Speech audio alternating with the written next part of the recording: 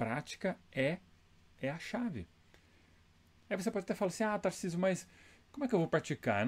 Como é que eu vou praticar? Eu não faço apresentações, eu não falo em público, não sou palestrante. Nós já vamos falar disso. Mas antes eu preciso dar um alerta. Eu tenho falado bastante aqui nesse espaço, mas é sempre bom deixar claro, né? Então, todo vídeo eu procuro falar isso, mas eu quero deixar claro. Falar não se trata de ter bom vocabulário. Já ouvi pessoas falando isso, mas não confunda falar com naturalidade com falar bem difícil, né? Falar com vocabulário rebuscado. Às vezes um vocabulário gigantesco não te ajuda quando o assunto é falar com desenvoltura.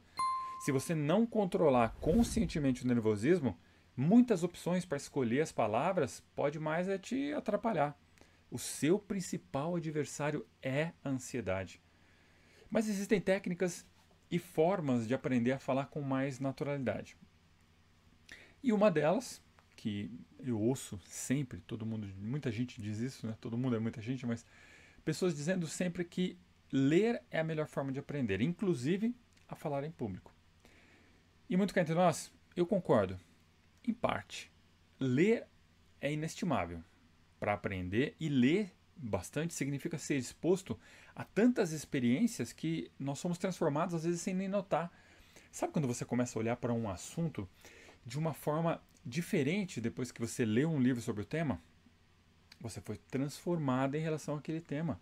Quando o autor consegue colocar a gente frente a frente com uma abordagem completamente nova, e aí a gente pensa assim, caramba, nunca tinha pensado nisso sob esse aspecto. É uma coisa completamente nova. Então, leitura é tudo de bom. Mas, sempre tem um mas, né? Mas você precisa ficar alerta para uma coisa. Conhecimento apenas dentro da sua cabeça, ele não produz resultado. Se você não mostra e traz para a realidade o que você sabe, aquilo que você sabe morre com você. O que rega o conhecimento é a vida prática. Imagina o que seria da humanidade se toda a descoberta ficasse na cabeça dos cientistas, dos inventores, se ninguém colocasse esse conhecimento a favor do progresso e do bem-estar geral. Eu acredito que nós ainda estaríamos nas cavernas.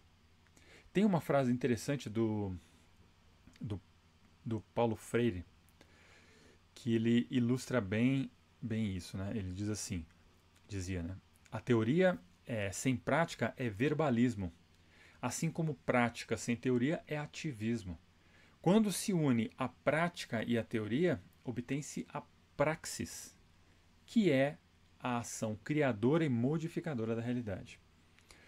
Há muitos anos, no início da minha carreira, bem lá no comecinho, eu dei aulas em escolas de ensino técnico, né? Eu conhecia bem o assunto, eu era técnico, então eu sabia muito sobre aquilo que eu estava ensinando. Ou pelo menos achava que sabia, né? Pensava que sabia. Só que cada pessoa entendia aquilo que eu ensinava de maneiras diferentes e eles faziam as perguntas mais malucas, de pontos de vista que eu nunca tinha pensado e coisas que eu nunca tinha nem ouvido falar. E na época, sendo bem honesto, na época isso era o meu terror. Era o que eu mais temia sobre falar em público, não saber como responder uma pergunta na frente das pessoas, na frente dos meus alunos. E de repente ser taxado como incompetente, né, como incapaz. E aí, assim, com o tempo, né, e muito chá de camomila, eu finalmente me dei conta de que eu não precisava saber todas as respostas.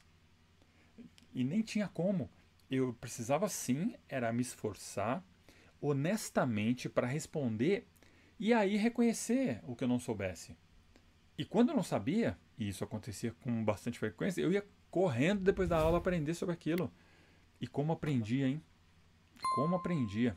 Me esforçava e realmente voltava para a aula com uma resposta sensacional. Montava lá uma conclusão que ia deixar os alunos de queixo caído.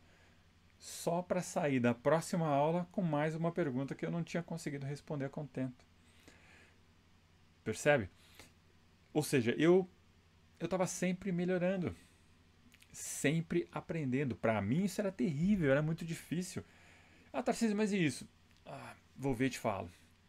Era complicado, mas colocar o conhecimento em prática, no meu caso, ensinando, foi o que fez esse mesmo conhecimento florescer e dar inúmeros frutos. Eu aprendia muito mais do que eu ensinava. Então, você precisa praticar.